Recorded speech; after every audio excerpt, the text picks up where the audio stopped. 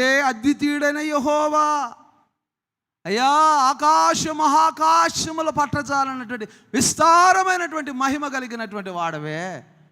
ఈ మందిరంలో, ఈ చిన్న మందిరంలో నీ మహిమ ఎలాగబడుతుందయ్యా? నీకు తెలుసా, మంటి ఘటములలో మహిమైశ్వర్యమును నింపాడు దేవుడు. మన మట్టి వారమే, మన మట్టి వాళ్ళమే, మట్టితో చేయబడ్డాము. కానీ మనలో గొప్పతనం ఏంది తెలుసా? ఆయన మహిమైశ్వర్యను నింపాడు, మహిమైశ్వర్యం నింపాడు. ఆయన రక్తముతో శుద్ధీకరించాడు, ఆయన రక్తంతో శుద్ధీకరించాడు. నీవు నేను సామాన్యులమైనటువంటి వారం కాదు. మనకు మనమే అయ్యో మనం సామాన్యులు అనుకుంటూ ఉంటాం. కానీ అతిశయపడవలసినటువంటి విషయములేమో సిగ్గుపడుతుంటాము, సిగ్గుపడవలసినటువంటి వాటిలేమో అతిశయపడుతూ ఉంటాం. మానవ నైజం ఇది. దేవుడు నిన్ను ఆ సర్వశక్తిమంతుడు, ఒక సర్వశక్తి కలిగినటువంటి మనిషిగా నిన్ను నియమించాడు. యాక్చువల్గా అయితే నువ్వు పాపివి, నువ్వు పరలోక రాజ్యానికి చెందడానికి అర్హుడు కాదు. అయినప్పటికీ కూడా నేను పవిత్రపరిచి ఆయన పరలోక రాజ్యమును చేర్చడానికి ఆయన సిద్ధపడ్డాడు. తన ప్రియ కుమారుణ్ణి, తన అద్వితీయ కుమారుని ఇవ్వటానికి. ఈ అద్వితీయ దేవుడు, అద్వితీయుడు అంటే ద్వితీయము లేనటువంటిదే, రెండు కానటువంటిదే. అద్వితీయం అంటే ఒక్కటే, ఒక్కడే తండ్రి, ఒక్కడే కుమారుడు, జనితయక కుమారుడు, అద్వితీయ కుమారుడు. దేవుడు లోకమునెంతో ప్రేమించను, దేవుడు లోకమునెంతో ప్రేమించను.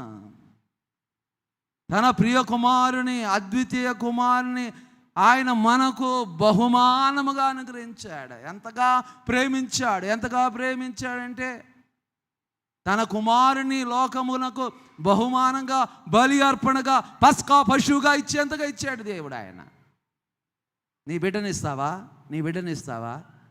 సేవకు నీ బిడ్డని ఇమ్మంటే ఇస్తావా? సేవకు మీ బిడ్డలను ఇస్తారా? మనం ఇవ్వలేం, కానీ దేవుడు ఇచ్చాడండి. దేవుడు ఇచ్చాడా? ఒక్కగానొక్క కొడుకుని, కుమారుని, అద్వితీయ కుమారుని మనకు బహుమానంగా ఇచ్చాడా? అందుకని ఆయన చెప్తున్నాడు, నేనే యెహోవాను, నేను తప్ప వేరొక దేవుడు మీకు ఉండకూడదు. ఇది ఏకదేవతారాధన కలిగినటువంటిది. Bible based on the one god worship. ఏకదేవుని ఆరాధన, ఒకే ఒక దేవుడు.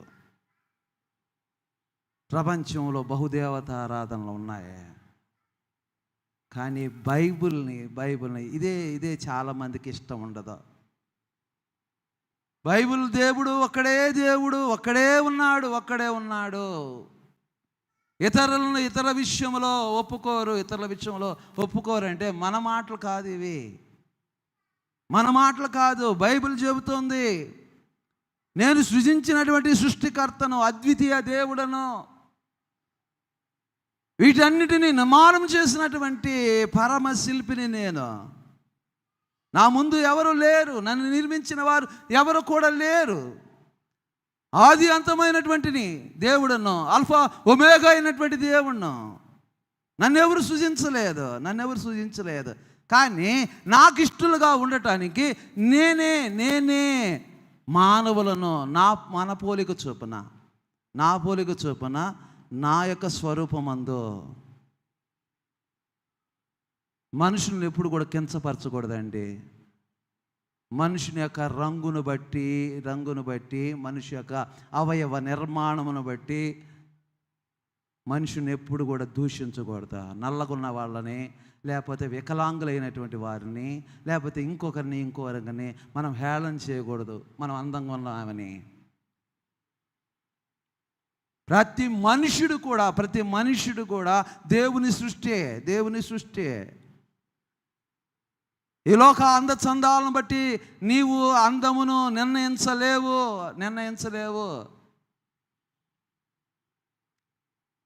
ఆత్మ సౌందర్యం బట్టే దేవుడు పరలోక రాజ్యమును కేటాయిస్తాడు.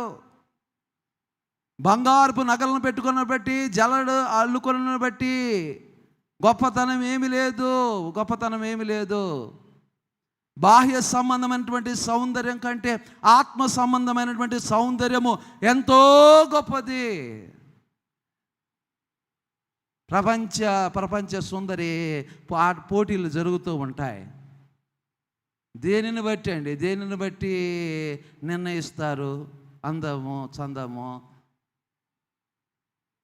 మనస్సును బట్టే, దేవుడు మనస్సును బట్టే నిర్ణయించాడు. నువ్వు ఎంత అందమైన వాడవో, అందమైన దానవో. నువ్వు పరలోకం వెళ్ళకపోతే నీ అందసందాలు, నీ చదువులు, నీ పేరు ప్రఖ్యాతలు, నీ హోదాలు, నీ డబ్బు, నీ దశకము, నీ దర్పణము ఏది కూడా పనికిరాదు. ఏది కూడా చల్లదు. ఏ అందం చూసుకొని మురిసిపోయావో, ఏ శరీర సౌష్ఠవం చూసుకొని, ఏ బాడీ బిల్డింగ్ను చూసి నువ్వు మురిసిపోయావో, దేని చూసి అహము పొందుకున్నావో, దేని చూసి గర్వపడ్డావో, అందుకని అది అంతా కూడా మట్టిలో కలిసిపోద్ది. అది చిత్రం కదా. ఎంతో అందంగా పెంచుకున్నాను, అందంగా జనాలకి ఆకట్టుకోవడానికి, ఆకర్షించడానికి ఎంతో నేను సౌందర్యాన్ని పెంపొందించడానికి కష్టపడ్డానే. నేను సంపాదించుకున్నది ఏదైనా నాతో వస్తుందా? సంపాదించుకున్నది ఏదైనా వస్తుందంటే ఏమి రావటంలా. పురుగులు తినేస్తాయి. ఎంత అందగాడినైనా, ఎంత బలవంతునైనా, ఎంత మైక్ టైసన్ అయినా, ఎంతమైనా చచ్చిపోయిన తర్వాత పురుగులు తినేస్తాయి. దేన్ని బట్టి మనిషి అతిశయిస్తాడు? దేన్ని బట్టి మనిషి గర్వపడతాడు? ప్రాణం ఉన్నంతసేపే ఎవరిని లెక్క చేయను, ఎవరిని నాతో పోటీ కాదు, ఎవ్వడు నాకు సాటి కాదు అనుకుంటాడు. ప్రాణం ఉన్నంతసేపు. ప్రాణం పోతే సొంతోళ్ళే తాకడానికి భయపడతారు. ఒకరోజు తాగుతారు, రెండో రోజు కూడా తాగుతారు. ఎప్పుడు? ఫ్రిడ్జ్లో పెట్టకపోతే, ఆ బాక్స్లో పెట్టకపోతే, మూడో రోజు తీసేయండి రా బాబు, తీసేయండి. ఒకప్పుడు చనిపోతే భయంకరంగా ఏడ్చేవాళ్ళు, లేదంటే ప్రాణాలు కోల్పోయేవాళ్ళు. 2-3 రోజులు అయిపోగానే మర్చిపోతారు. అవన్నీ కూడా మర్చిపోయారు. ఇంకా వాళ్ళు గుర్తుపెట్టుకోరు ఇక ఏమి. మనం చనిపోయిన తర్వాత ఆ ప్రశ్న నేను చనిపోతే ఏంటి పరిస్థితి? నేను సంపాదించినన్నీ ఏమైపోతాయి? ఎవరి పరమైపోతుంది? ఏమవుతుంది? ఏం సంపాదించుకున్నాను?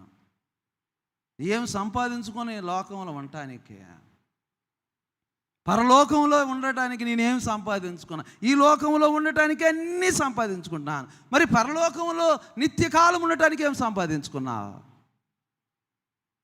అయ్యో ఏమి లేదండి, ఏదో వచ్చాను, ఆదివారం వింటాను, వెళ్ళిపోతాను, అంతే. ఆడ సంపాదించుకోవడానికి ఏమి లేదు. ఏదైనా వెసులుబాటు ఉంటే ఇక్కడ సంపాదించుకున్న అవన్నీ కూడా అక్కడ తీసుకోవడానికి ఏదైనా వెసులుబాటు ఉంటే అవి ఏమైనా తీసుకుపోతాను. నువ్వు సంపాదించిన బంగారం, నువ్వు సంపాదించిన ఆస్తులు, నువ్వు సంపాదించిన డిగ్రీలు, నువ్వు సంపాదించిన అందసందాలు ఏవి కూడా రావు. కానీ నువ్వు సంపాదించవలసినటువంటిది విశ్వాసము, రక్షణ, సత్క్రియలు, సాక్ష్యం.